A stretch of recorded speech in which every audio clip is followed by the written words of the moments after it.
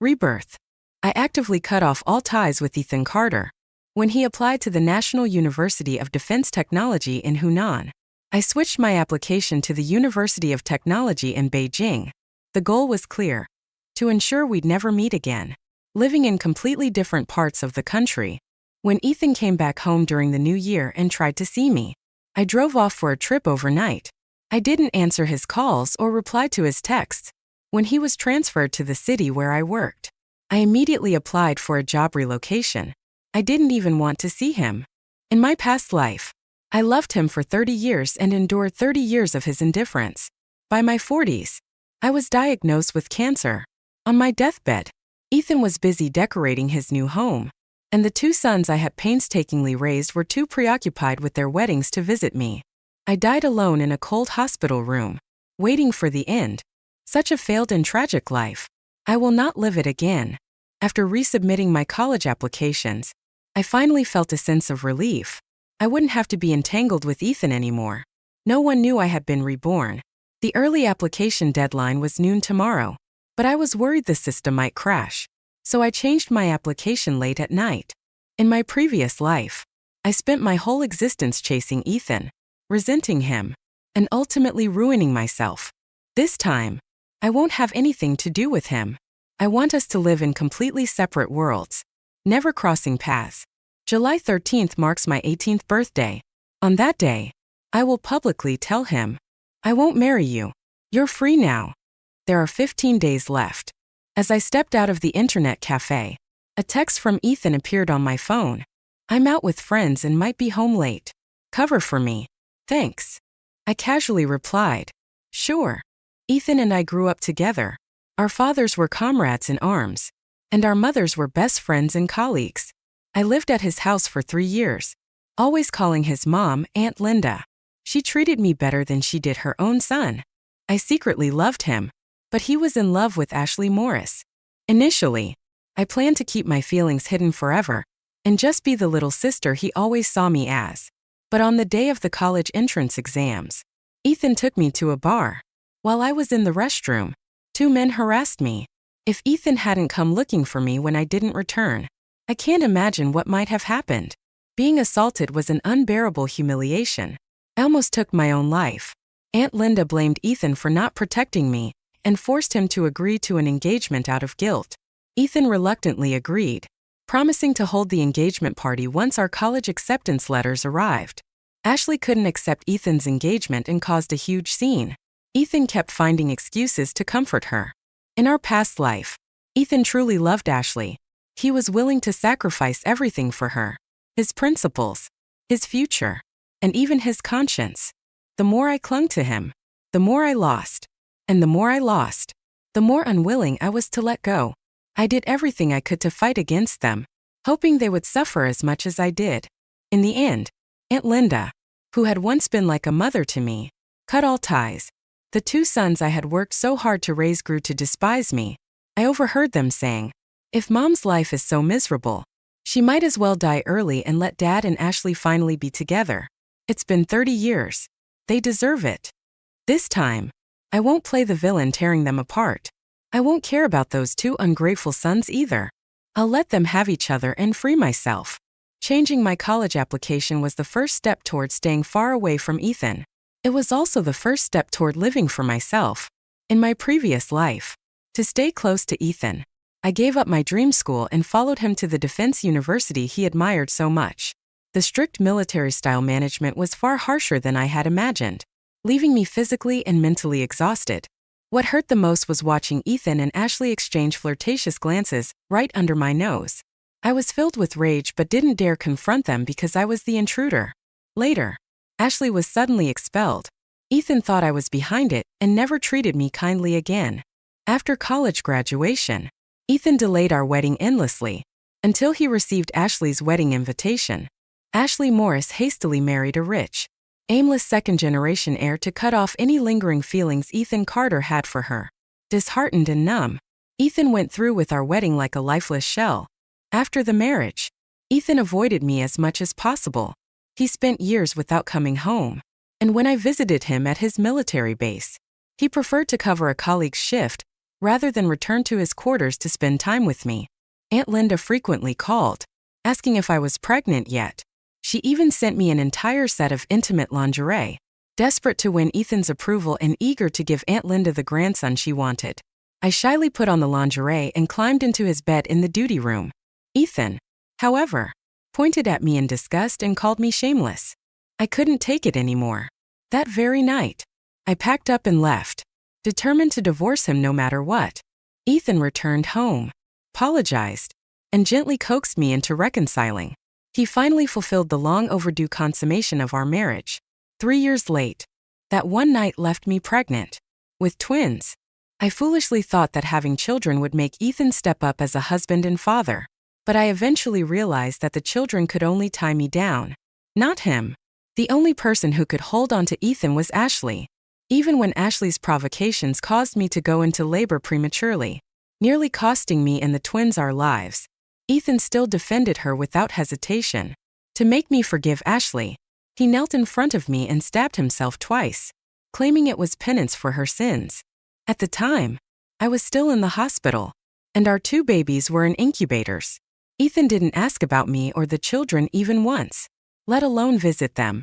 When I got home, a video from Ashley popped up on my phone. In the video, she and Ethan were dancing intimately, their movements charged and electrifying. Aunt Linda, who had just returned from her night shift, noticed me staring at the screen. Curious, she leaned over to see what I was watching. When she saw the video, she was furious. That boy, leaving his fiancée behind to dance with some outsider? I'll skin him alive. Aunt Linda slammed her palm on the table. And that Ashley, the nerve of her, clinging to Ethan even though he's engaged. Tomorrow, I'm going straight to her parents to set things straight. Ashley's father worked as a security guard at our school, and her mother was a janitor.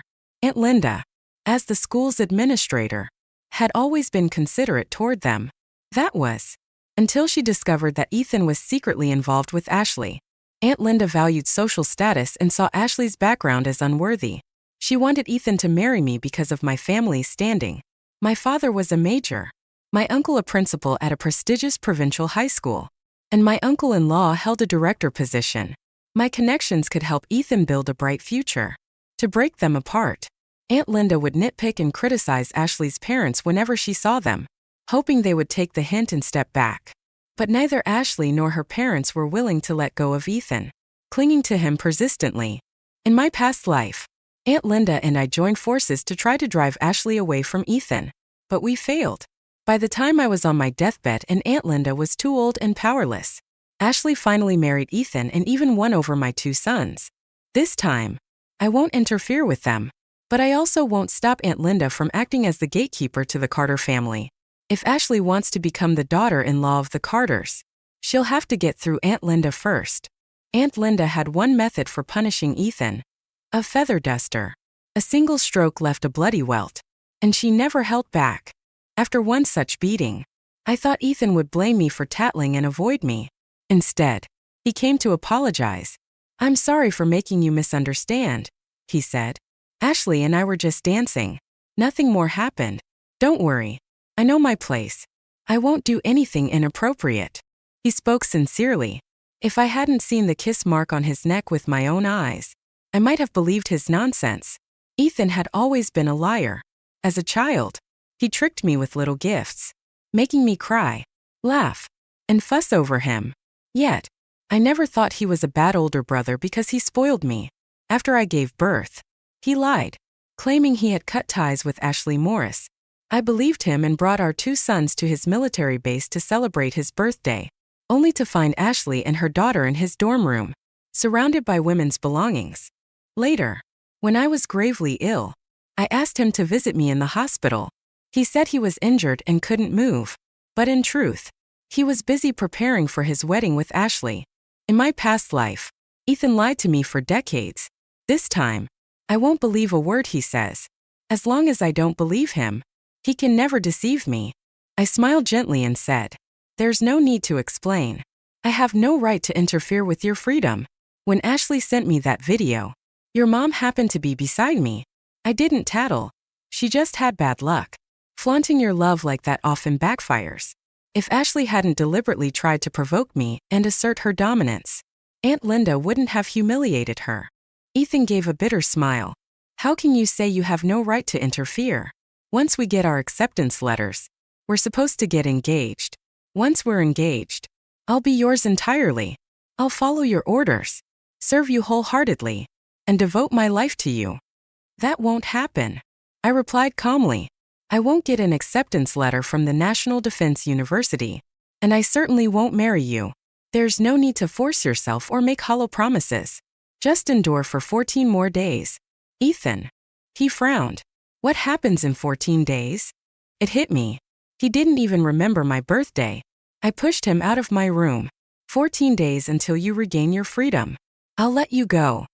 After submitting my college application, I had to prepare for the military medical exams. Under Aunt Linda's strict supervision, Ethan didn't sneak out to meet Ashley again. However, he spent his days glued to his phone, constantly on calls or video chats with her. Every time Aunt Linda caught him, she beat him with a feather duster, leaving red welts across his back. She even handed the duster to me, urging me to vent my anger as well. I couldn't be bothered to waste my time or energy. Forget it, I said. Ethan, mistaking my indifference for reluctance to hurt him, seemed moved. Don't worry, he said. Ashley and I are just talking about normal things between friends. Nothing else. I know I'm engaged and won't cross any lines. An engagement means nothing. I thought to myself. Even a marriage certificate wouldn't stop him and Ashley from running off together. I gave him a vague hum in response and left it at that. Every day, between running laps, long jumps, sit-ups, and studying for the psychological tests, I was too exhausted to care about whom Ethan was flirting with. Ethan, on the other hand, was deeply worried that Ashley wouldn't pass the interview phase. He asked me if I had any connections to help her. If I wanted to help, of course there would be a way. I said flatly, but why would I inconvenience my family for someone I dislike? Don't you always advocate for fairness and justice? He retorted. Why would you refuse to make an exception for Ashley? Ethan was clearly displeased with my response, but he said nothing more. After that, he stopped speaking to me entirely. His coldness didn't bother me. I had long since grown accustomed to his indifference. Aunt Linda assumed the silence between us was due to the pressure of the exams and didn't dwell on it. Instead, she focused on preparing delicious meals for us every day. The morning of the military medical exam, Ethan returned from the garden with a single rose. Aunt Linda chuckled. That boy is finally learning. He knows to bring you flowers now. I didn't have the heart to tell her that the one who loved roses was Ashley. That rose wasn't for me. The moment we met, Ashley Morris slapped me across the face. You're despicable. Taking Ethan wasn't enough for you. You even got Aunt Linda to fire my parents. Ashley's parents had indeed been dismissed from their jobs. Aunt Linda's anger this time was real. But what did that have to do with me? Ashley didn't dare confront her future mother-in-law directly, so she came to vent her frustrations on me. Did she think I was weak and wouldn't fight back? Raising my hand, I prepared to return the slap, but Ethan stepped in to block me. They've lost their jobs, and things are hard for their family. Please don't hold it against her, he said softly. If you're really upset, hit me instead. Hit me as many times as you want. I laughed bitterly. So because her family is struggling, it's okay for her to slap me? Am I just her punching bag? I turned to Ethan and asked, who are you to her that you feel you can apologize and take the hit on her behalf? It seemed that Ethan had forgotten one crucial fact. We weren't engaged. As my supposed fiancé, he should have been defending me. But even so, he didn't let go of Ashley's hand.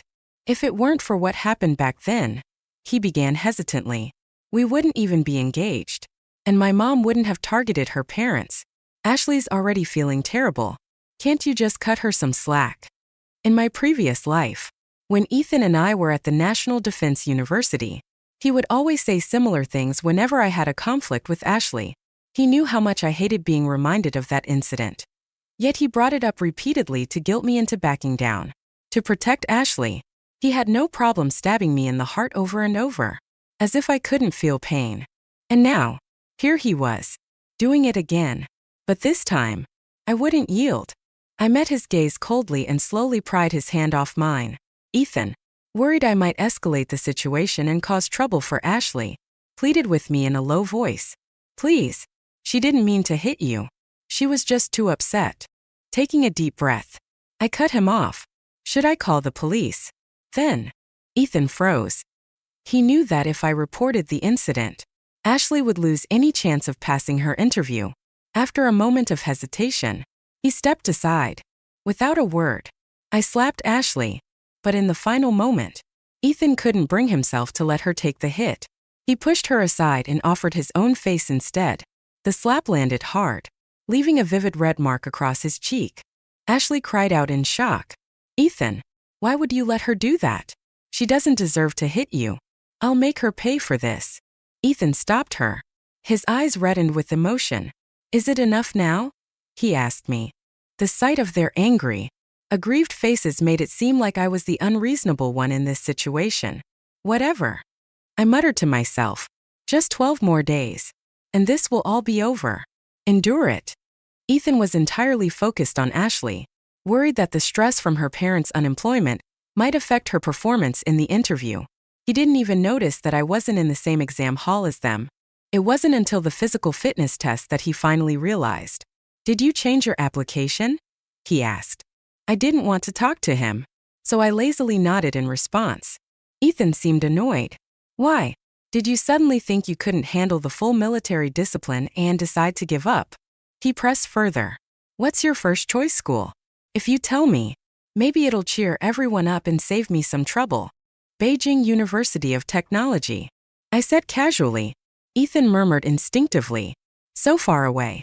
Staying distant is probably the best way to avoid disrupting your happy little life together. I didn't respond and walked past him. As I stepped down the stairs, someone suddenly pushed me from behind. Though I managed to grab the handrail, my foot twisted awkwardly. The injury wasn't severe, but it would undoubtedly affect my physical test performance. Ashley sneered behind me. You almost ruined my interview. Now it's your turn to fail the physical test. I glanced briefly at the surveillance camera above us and said nothing. The test was about to start, and I didn't have time to waste on Ashley. When the examiner learned about my twisted ankle, he moved my name to the end of the list and even arranged for someone to massage my foot. The first event was a 50-meter sprint. I finished in 15 seconds, disqualified. With only 4 events in total, I had to pass all the remaining 3 to qualify for the early admission track. Otherwise, I'd have to compete with the general pool. The examiner looked at me with obvious concern. The standing long jump was next. My first attempt barely reached 1.4 meters. On the third attempt, I managed to meet the minimum requirement. Thankfully, I passed the remaining 800-meter run and sit-up events. As soon as I left the test site, I called the police. Ashley was arrested. Ethan was frantic. After his attempts to negotiate with the authorities failed, he swallowed his pride and came to me. May, can you forgive Ashley? She didn't mean to. I looked at him coldly. Have you seen the surveillance footage? If you'd even glanced at it, you wouldn't be saying this. Ethan knew deep down that Ashley had pushed me on purpose, but he still made excuses for her. She misunderstood you about a few things. I'll talk to her. I promise. She won't do anything to hurt you again. Ashley had always believed that the incident at the bar was a trap I orchestrated to separate her from Ethan. They had never hesitated to bring up that traumatic event in front of me, treating it as if it was my fault. And now Ethan dared to reopen that wound. I rejected him outright. Your promises mean nothing. You can't control her. And you don't have the heart to punish her. Ethan looked humiliated, both because of Ashley's recklessness and my refusal to give him any leeway. Yet, he still couldn't let her go. Can't you? I cut him off. She committed a crime, and she should face the consequences. She deserves this punishment, and I won't forgive her. In my past life, I had been too weak, too forgiving. That's what allowed Ashley to repeatedly trample all over me. This time, I was determined to teach her a lesson she'd never forget. Turning back to my room, I felt Ethan grab my arm. His voice dropped to a pleading whisper. If I used the kindness I've shown you over the past 10 years to ask for this one favor, would you give me this chance? For the past 10 years, Ethan had truly been good to me. He treated me like a real little sister, always protecting me.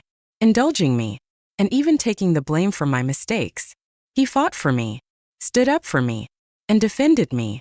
After my mom passed away, he was the only thing that kept me from falling into despair. Without him, I would have crumbled emotionally long ago, let alone had the strength to get into Beijing University of Technology. It was precisely because of his kindness that I could never let go of him in my past life. I always hoped he would eventually turn back to me. I had no parents to rely on, no siblings to support me. There was only him. Back then, I didn't understand that once a man has someone in his heart, he will no longer care for his childhood companion. In this life, there would be no connection between us anymore. It was time to repay the kindness he had shown me. Fine, I said firmly. Remember what you just said. From now on, we owe each other nothing. Seeing my resolute tone, Ethan panicked, as if he wanted to say something more. But I shook him off and closed the door behind me. Unable to get me to open the door, Ethan sent me a text. May, I'm sorry. I've made you sad again. See, he knew exactly what he was doing. Yet he still chose to protect Ashley without hesitation. Apologies meant nothing. They didn't change his actions. He was just following his heart. And that was fine. I didn't love him anymore. Whatever pain this caused me, I could endure for just 6 more days. When Ashley was released, not only did she show no remorse, but she became even more aggressive, taunting and insulting me. You're nothing but a parasite living under someone else's roof, she sneered. Why are you pretending to be so high and mighty? And calling the police? Do you think that actually works? Don't you know Ethan's father is a military officer with strong connections? You're so shameless, clinging to Ethan like this. Even if you manage to hold on to him for now, how long do you think it'll last? When we get into the National Defense University, we'll barely come home once a year. Do you think you'll even get to see him? Even if Aunt Linda protects you, she can't drag Ethan back to you from school. Ethan doesn't even like you. How could he possibly fall in love with you just because of the responsibility you forced on him? He's never going to get engaged to you, let alone marry you. Just give up already. I was busy picking out a dress for my coming-of-age ceremony and had no intention of entertaining Ashley's nonsense. But seeing her ridiculous arrogance, I decided to offer her a kind reminder. Did Ethan never tell you? I asked lightly. My dad is also a major, the same rank as Ethan's father. My uncle is a school principal, and my other uncle is a director. If I wanted to ruin you, even Ethan couldn't save you. Ashley's face twisted in disbelief. You think Ethan used his connections to get you out? He didn't. He begged me to forgive you, swore to me that you would never try anything again. And only then did I let you go. If I hadn't agreed, you wouldn't just be barred from the National Defense University. You wouldn't get into any school that requires a political review. Do you understand? Ashley snorted derisively. You expect me to believe you have such powerful connections? You're bluffing. In 3 years of high school, who's ever seen your dad?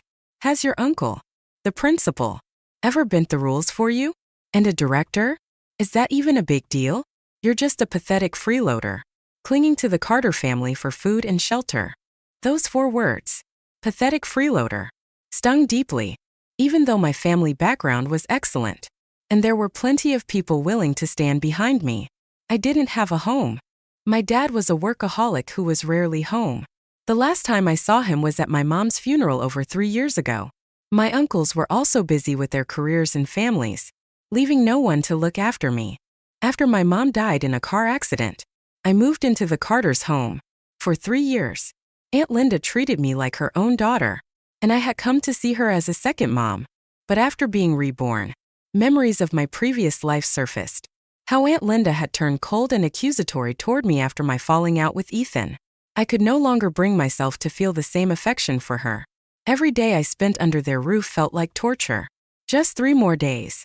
The day before my birthday, my aunt called me. There's something I've been thinking about for a long time, and I think you should know. She began. We found new evidence about the incident with those men who assaulted you. In my past life, I couldn't bear to hear anything related to that event. Just hearing the word assault would send me into a rage, cutting the conversation short. But this time, I stayed calm. What is it? I asked, curious about what had kept her up so early in the morning. The two men who attacked you. It's likely they were guided by someone. From what they and the bar staff described, it could have been Linda Spring. I froze. They were drunk. And someone led them to where you were. According to descriptions. If it's Linda. But none of the surveillance cameras caught her face. There's no proof she was at the bar. And no evidence she ordered them to do anything. That's why I didn't tell you earlier. Just keep it to yourself. After the call ended, I sat in stunned silence. So the people who ruined my life weren't just those two men. It was Aunt Linda. She didn't like Ashley and had her sights set on my family background. That's why she orchestrated such a vile plan to force Ethan to get engaged to me. I was nothing but a pawn to break up Ethan and Ashley. A stepping stone for Ethan's future. No wonder she always encouraged me to fight Ashley for Ethan's affection. And when I repeatedly lost to Ashley, she grew resentful, seeing me as useless for failing to win Ethan's heart. She left me to struggle alone, raising two sons with no help. When I retaliated against Ethan, she stabbed me in the back, scheming against me. From the start, she never truly cared for me, only for how she could use me. Aunt Linda walked into my room with the big box, smiling brightly. May, I've got a surprise for you. Open it. I took the box, feigning excitement as I opened it. Wow, what a beautiful dress. Thank you, Aunt Linda. She held the dress up to me, beaming with satisfaction. It's perfect. Why don't you wear it on your engagement day with Ethan? Sure. I replied with a sweet smile. I'll wear it when Ethan gets engaged. To Ashley. I'll give her this dress so she can be your daughter-in-law. I'm sure it'll be memorable. You ruined my life, Aunt Linda. Now, I'll make sure you never have peace either. I linked my arm through hers and said warmly, I have a surprise for you tomorrow too, Aunt Linda. My coming-of-age party was held at the city's most luxurious hotel. The guest list was small, just close family friends from both sides and the Carters. Aunt Linda was all smiles, chatting cheerfully with my relatives. Ethan, however, looked uneasy as he exchanged polite greetings with my uncle and cousins. A server walked in and asked, Miss Pan, there's a young lady named Ashley Morris outside. She says you invited her. Should I let her in? Hearing Ashley Morris's name, Ethan visibly flinched, casting an angry glance in my direction. Aunt Linda, on the other hand, curled her lips into a satisfied smirk, her approving gaze falling on me. My aunt shot Ethan a cold look and said mockingly, Is this the same Ashley who pushed you and almost made you fail your physical test? I smiled and nodded, instructing the server to invite Ashley inside. Ethan tried to stop him, but the server ignored him completely. Ashley entered wearing the same white dress she had worn while dancing with Ethan. Her makeup was carefully done, and her hair was styled into an intricate braid. She looked beautiful and confident, standing tall at the entrance. However, when her eyes landed on me, surrounded by family and friends, the sparkle in her gaze dimmed. She looked like Cinderella stumbling into the prince's ball, not just surprised but also deeply insecure. Ethan immediately rushed to her side, using his body to shield her from the prying eyes of the guests. He was so thoughtful. Once, he used to treat me with the same kind of care. What are you doing here? Ethan asked, his voice full of worry. May invited me, Ashley said, her voice trembling slightly. She told me you were going to propose to her today. Ethan, please, don't propose to her. I really like you. I know I can't compare to May, but I like you so much. Her voice grew softer as she spoke, her confidence fading. She had just turned 18, and at my party, she saw the gap between us clearly. If she were Ethan, she would have chosen me over herself too. Clutching Ethan's hand tightly, she looked at him like a drowning person clinging to driftwood. Aunt Linda, growing impatient with the scene, broke the silence. May, why did you invite her here? Her words snapped me out of my thoughts.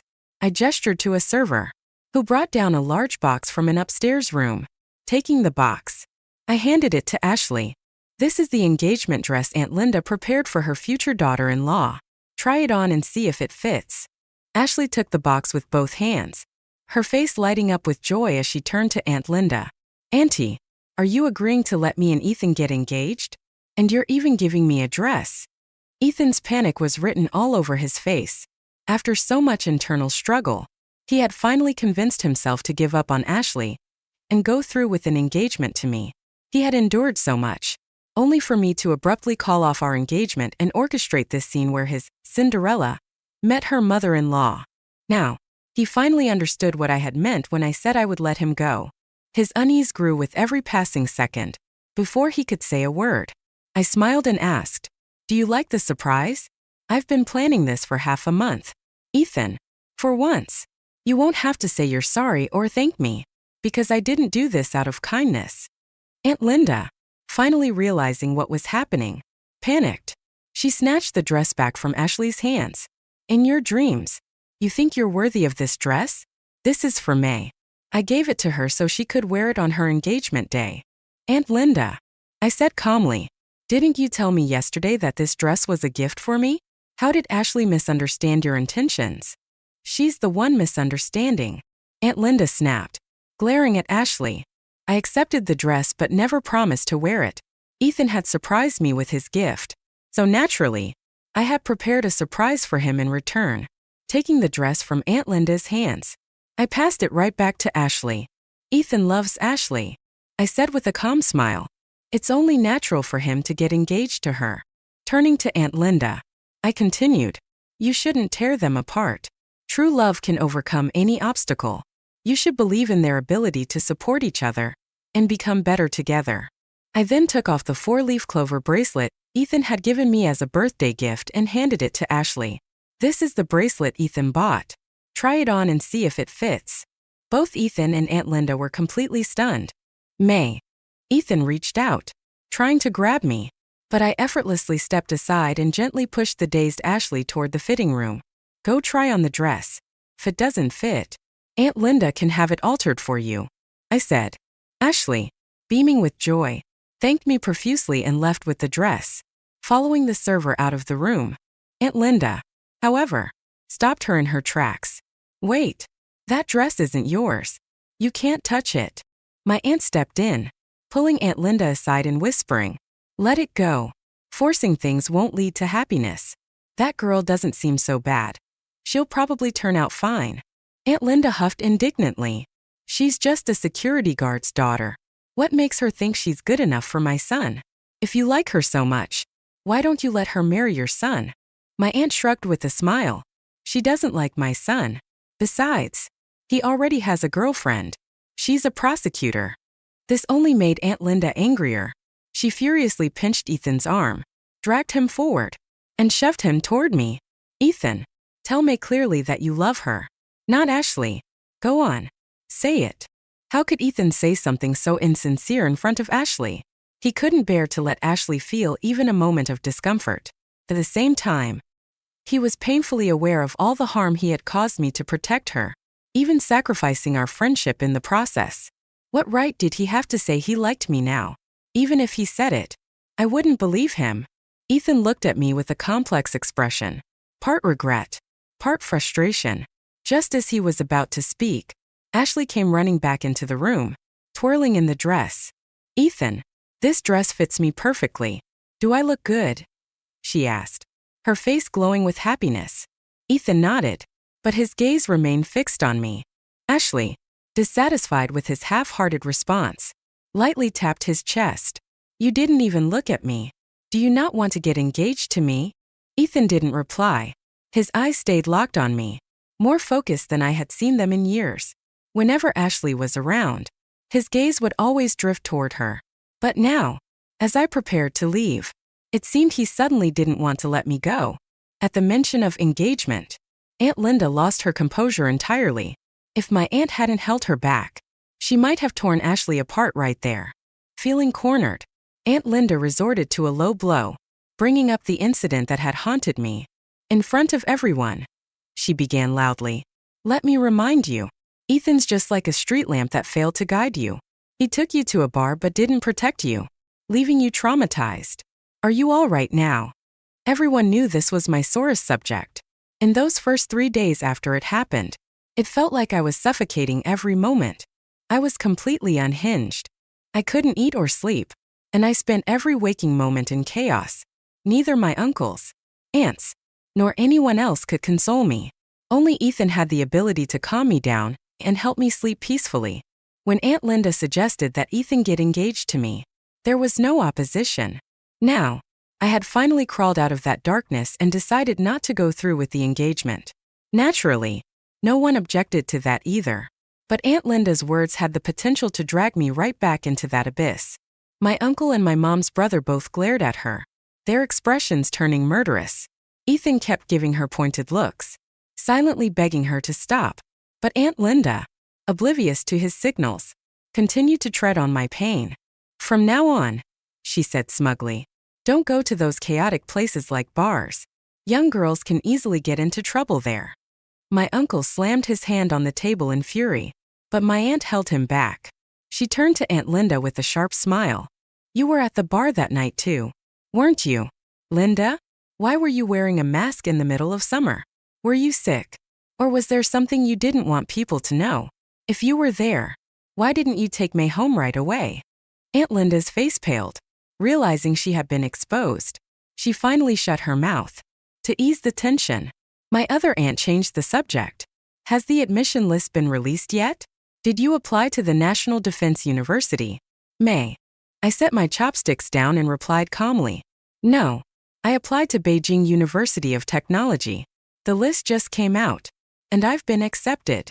The room erupted in congratulations and praise. But Ashley, oblivious to the mood, sneered, "You? A pampered princess becoming a police officer? Can you handle the hardships? The salary wouldn't even be enough to buy one of your dresses." Ethan immediately reached over to cover her mouth, but she playfully kissed his palm.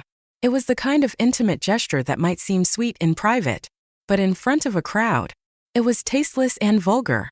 Ethan's face turned bright red, and he didn't dare look up. I met Ashley's mocking gaze with composure. "Actually, someone like me is best suited for a career in law enforcement. I can stand firm against pressure, remain uncorrupted by wealth, and dedicate myself fully to serving the people. Someone like you, on the other hand, would harm not only yourself but others too. You'd be bribed with the smallest of benefits and crumble under the slightest threat." My uncle clapped enthusiastically. "Well said. Our public security system needs people like you. On behalf of the Provincial Police Department, I welcome you." My aunt chimed in teasingly, "And on behalf of the prosecutor's office, I reluctantly welcome you as well." Ashley, still ignorant of the situation, sneered at them. "What gives you the right to speak for the Provincial Police Department and the prosecutor's office? It's not like your family owns them." Ethan had completely given up on trying to control Ashley at this point. The amused glances from the room made him wish he could disappear into the floor. Before the meal was even over, Ethan took Ashley and left. Her naivety might have been endearing in private, but when exposed to others, it was nothing but humiliating. Aunt Linda also left halfway through the dinner. After the meal, I didn't return to the Carter house. I stayed at the hotel instead. My aunt sent a server to the Carter house to pack my belongings. I spent 2 days at the hotel before returning to my own home. It had been 3 years since anyone had lived there. Other than the withered flowers on the balcony, everything was just as it had been when Mom was still alive. After tidying up a little, I put on one of Mom's old dresses and lay down on her favorite rocking chair, dreaming of being loved.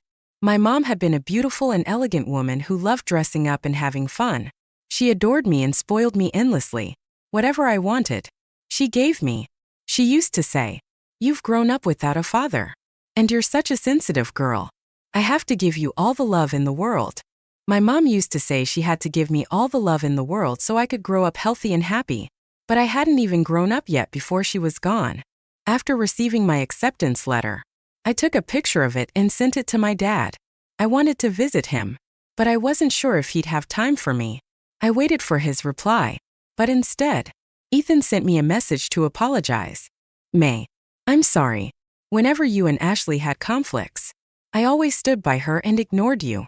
I don't like her, and I never thought about marrying her. I just pitied her and wanted to help her." I believed he was telling the truth. He liked Ashley, but not enough to marry her. In our past life, part of his obsession with Ashley stemmed from her being unattainable. The more he couldn't have her, the more he wanted her. But once she was within reach, he found her less appealing. After much deliberation, I replied with one simple sentence. "One day, I'll meet someone who always stands by me." whether it's friendship or love. That was all I ever wanted. Someone who would always be on my side. The day I left for school, Ethan offered to take me to the train station. I declined. It wouldn't be good to make your girlfriend misunderstand.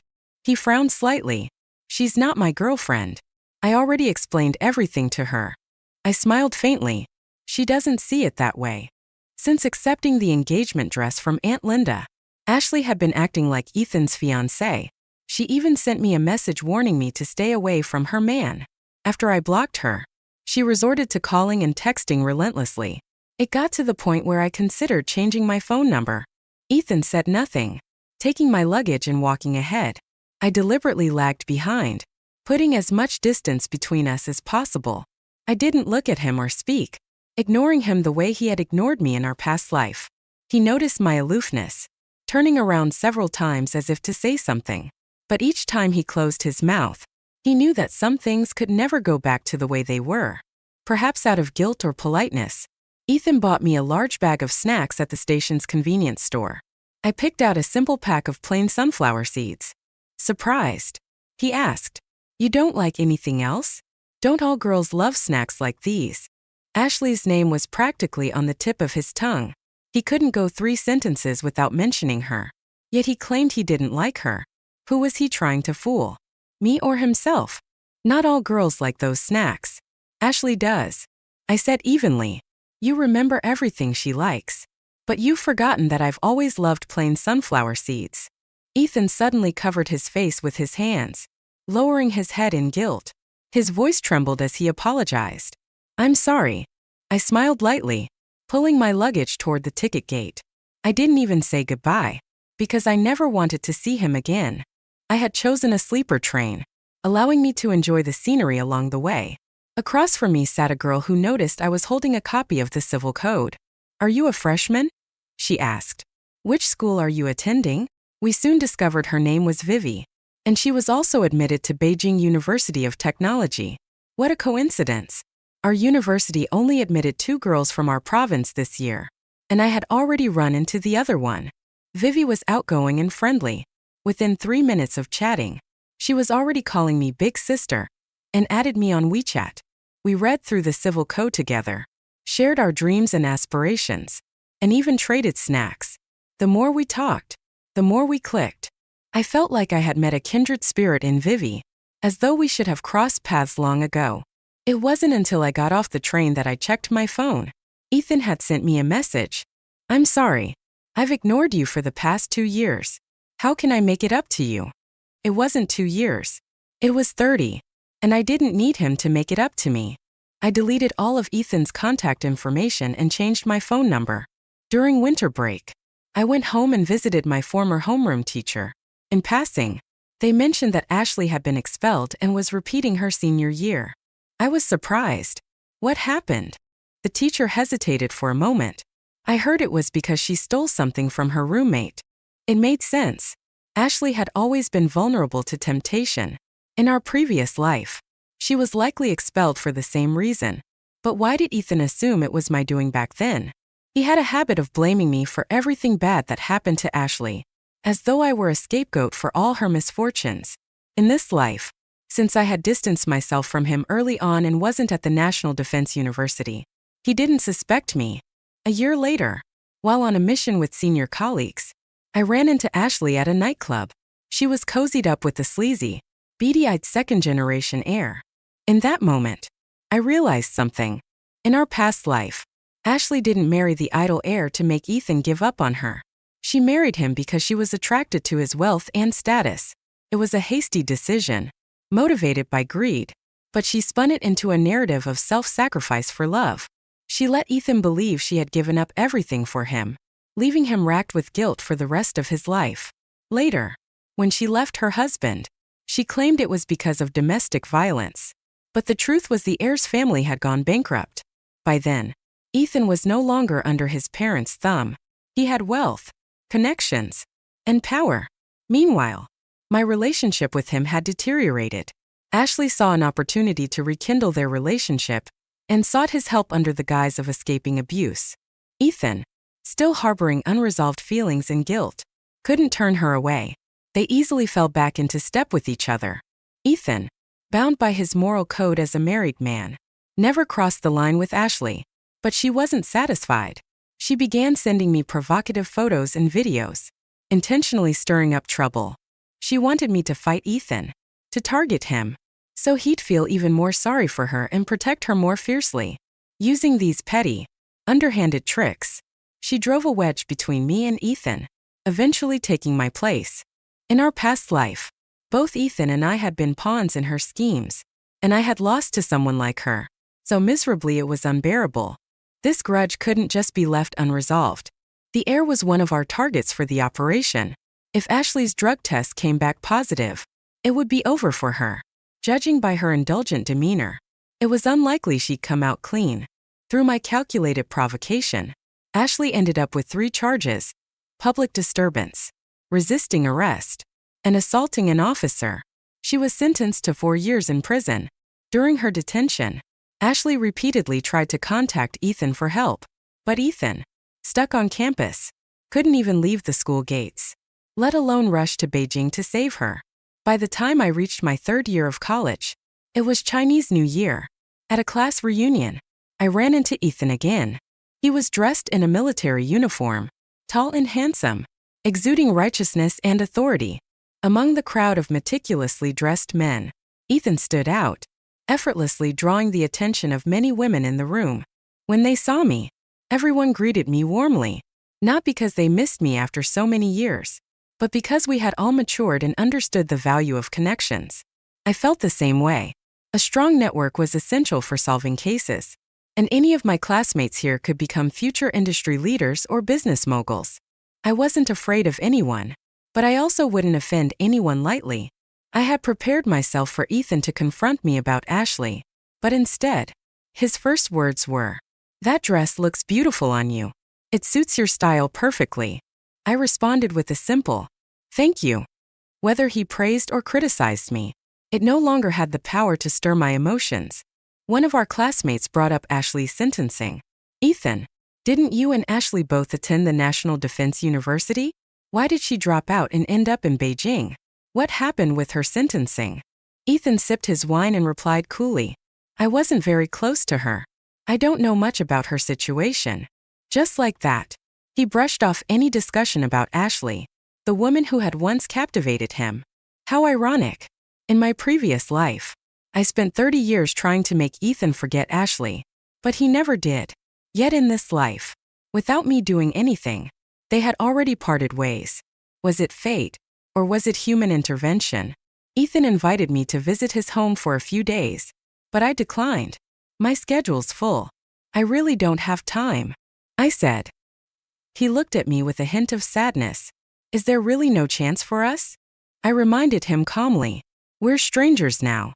After all, you already used our past friendship to plead for Ashley.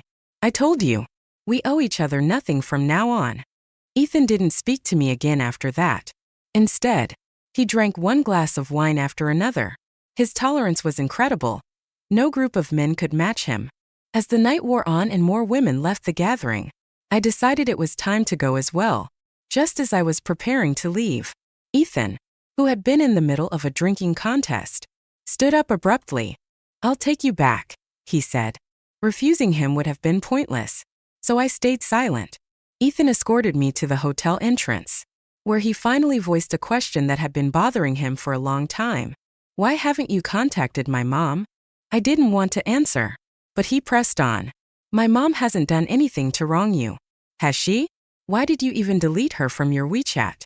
Since he insisted on knowing, I decided not to hold back. There was no need to protect Aunt Linda anymore. If anything, letting him know the truth might help him move on sooner. Because the 2 men who assaulted me were acting on her orders. She was at the bar that night. Ethan stumbled back a step, nearly falling. "That's impossible. She would never do that to you." I smirked bitterly. "Why don't you ask her yourself?" He shook his head. Disbelief etched across his face. "No, it had to have been a misunderstanding. My mom treated you like her own daughter. She couldn't possibly have orchestrated something like that." I countered. "If she didn't have anything to hide, why hasn't she contacted me in 3 years?" You believed Ashley every time she accused me of orchestrating that incident to separate you two, didn't you? So why can't you believe that your mom might have orchestrated something too?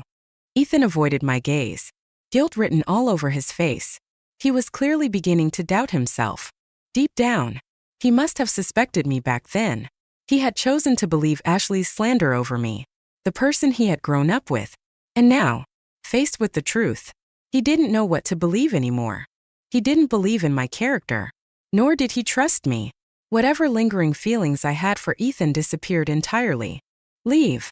I don't want to see you again. After Ethan left, I immediately called Vivi and planned an impromptu trip. Ethan tried to contact me, switching between 3 different phone numbers, but I blocked all of them. After graduating college, Vivi and I both started working at the provincial department. On our first day, we were handed a stack of matchmaking profiles.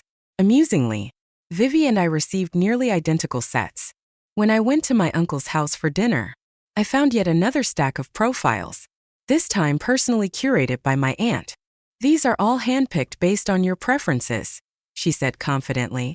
They're all clean, with no skeletons in their closets. You could pick one with your eyes closed. I wasn't interested, so I passed the profiles to Vivi. 3 months later, Vivi had a flash wedding. She chose my aunt's nephew, officially making her my relative. 3 years later, Ethan walked into my office. I heard you're still single. Would you consider giving me a chance? He asked. I raised an eyebrow and responded coolly. Do you think that's possible? Ethan smiled bitterly. I knew you'd say that. It's okay. I'll wait until you're no longer angry with me. I've already applied for a transfer, and I'll be relocated here in 3 months. I'm also planning to buy a house nearby. Do you have any recommendations for good neighborhoods? I don't. I said curtly. I'm very busy. Take care. After Ethan left, I submitted a transfer request to my superiors. By the time Ethan purchased a home and came looking for me again, I was already gone. When I turned 30, Ethan found me once more. May, I know you haven't gotten married. Can't you at least consider giving me a chance? I haven't dated anyone these past years. I've been waiting for you. Every time I ran into old high school classmates, they brought up Ethan, praising his success and intelligence while lamenting that he hadn't found the right person. But I never waited for Ethan. My singlehood wasn't because I lacked options. I simply didn't believe in marriage or having children. I have a boyfriend, I said matter-of-factly. Ethan froze for a moment, then chuckled. May, stop joking. I know you're a very traditional woman. If you were truly in love with someone, you wouldn't have stayed single this long. Just then, a tall, handsome man with a toned physique walked out of my bedroom, wearing nothing but a bathrobe. Babe, who's this? A colleague or a new neighbor? He asked casually. Ethan's gaze landed on the faint red marks on the man's chest, his disbelief clear as day. I shrugged and asked, Want to come in for a cup of tea? Ethan turned and left in a panic. I closed the door and was about to head back to bed when the man pushed me against the door. Was that your ex-boyfriend? Did he come to get back together with you? He asked, his voice teasing. I smacked Wei Chan on the forehead. You'd better behave yourself, or I won't hesitate to kick you out, even if it embarrasses your sister. Let's be clear. You're my boyfriend in name only. In harsher terms, you're just a fling. Don't interfere in my personal matters. Wei Chan instantly dropped his dominant facade, turning into a meek puppy as he circled me. I was wrong. Sis, forgive me. I'll behave and fulfill my role as your boyfriend properly. Next time he comes around, I'll act like the bigger man and ensure you don't lose face. After sending Wei Chan away, I immediately called Vivi to scold her. Did you give Ethan my address? What were you thinking? Do you want to see him and your brother fight? If you're trying to mess with your brother, just tell me directly.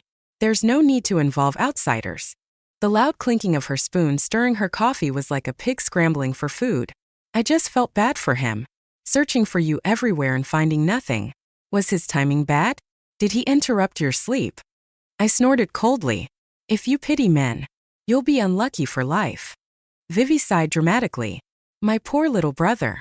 If I'd known you had a heart of stone, I never would have introduced him to you. As if I wanted him in the first place. You can still introduce him to someone softer now. It's too late.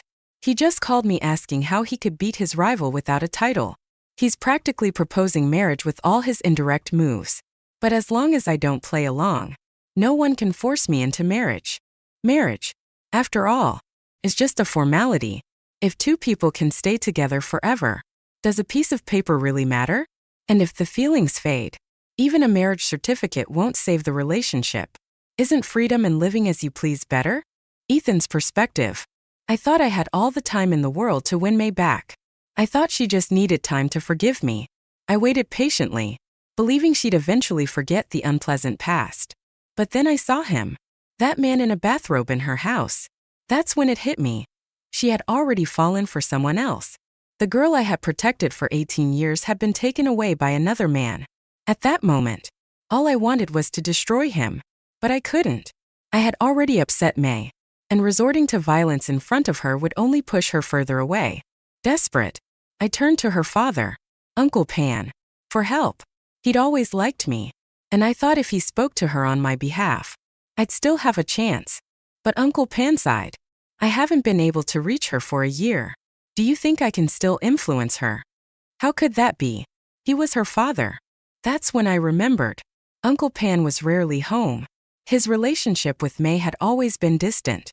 Even when her mother passed, he only stayed for a week before leaving again. He didn't even return for her 18th birthday. He had never fulfilled his duties as a father. During the most difficult 3 years of her life, it was just my mom and me by her side. And yet, we both betrayed her. The most pitiful person wasn't Ashley, with her modest upbringing. It was May, who seemed strong but was always lonely. She had the backing of several powerful figures, yet none of them were truly there for her. My mom's kindness toward her was calculated. My protection was always reserved for someone else. She lived alone in this world, without anyone who genuinely loved or cared for her. So now, she no longer loves either of us. What had I done? Why did I treat her that way? Why did I think she didn't need me? That she was invincible? Why couldn't I see her helplessness and pain? Now, she has finally let go of me, and even her father. This is the punishment we deserve. Ashley's return. Ashley came to me again, asking for a reconciliation. How could a woman who's been with several men and spent time in prison think she's worthy of my attention? If she hadn't constantly played the victim and begged for sympathy in front of me, May would never have left me. I hated her so much that I wanted to send her back to prison. But when I thought of my mom, I agreed to bring her home to meet her. If you can convince my mom to accept you as her daughter-in-law, I'll marry you, I told her. As I expected, my mom and Ashley tortured each other for over 6 months. The more time they spent together, the more they despised one another. Eventually, their constant conflicts escalated into a full-blown fight that landed both of them in the hospital. My mom threatened me, saying that if I dared to marry Ashley, she would jump off a building and end her life. In the end, I didn't marry Ashley, not because of my mom's threats, but because the daughter of a commander, Yao Qianlin, decided she wanted me for herself. She was relentless, insisting that she wouldn't marry anyone else. The commander, doting on his precious daughter, personally came to ask for my opinion. What could I say? A spoiled and headstrong woman like her was perfect for keeping my mom occupied. Naturally, I agreed to the marriage. On our wedding day, my mom, playing the role of a traditional mother-in-law, demanded that Yao Qianlin kneel and serve her tea as part of the ceremony. Yao Qianlin, who had been pampered and cherished all her life, had never bowed down to anyone. Instead of complying, she raised the teacup and splashed its contents right onto my mom's face. My mom retaliated by raising her hand to slap her, but Yao Qianlin grabbed her wrist, and the two started wrestling in front of the guests. The onlookers stifled their laughter while the commander and my father sat red-faced, unsure of what to do. Both turned to me for help. I sided with no one. This daughter-in-law was the kind of woman my mom had always wanted. Wealthy, well-connected, and beneficial to my future. She had no reason to complain. And Yao Qianlin had fought tooth and nail to marry into our family, threatening the commander countless times. She had no excuse not to accept my mom as her mother-in-law. I poured all my energy into my work, leaving my mom and my wife to their endless quarrels. On good days, I'd visit home to spend time with the kids. On bad days, I stayed at my workplace. Yao Qianlin often praised me, saying I was nothing like other men who sided with their mothers to bully their wives. She called me the perfect husband, capable, ambitious, and loyal. Marrying me, she claimed, was the best decision she'd ever made. Are women really so easily satisfied? Was May the same way? My mom wasn't happy. She complained that I let my wife bully her. I asked her to think about Ashley. Do you really want Ashley as your daughter-in-law? Or would you rather have Yao Qianlin? Without hesitation, my mom blurted out, I want May as my daughter-in-law. I couldn't take it anymore. I stormed out of the house and wandered through the rain, tears streaming down my face. I wanted May too, but it was too late. The woman who once insisted she would never marry had tied the knot. With that man in the bathrobe, she was no longer the little girl who used to follow me around. Nor did she call my mom Aunt Linda anymore. I busied myself setting up my new home. Ashley was no different, constantly trying to weasel her way back into my life. The future is long, but I'll never again call her May. If my mom hadn't orchestrated that night at the bar, maybe May and I could have been a happy family. It's all my fault. Why did I treat Ashley so well, making everyone believe I was in love with her? If only I had understood myself and seen May's true worth earlier. Maybe by now, we'd have children as tall as I am. If time could turn back, I'd give up everything for her.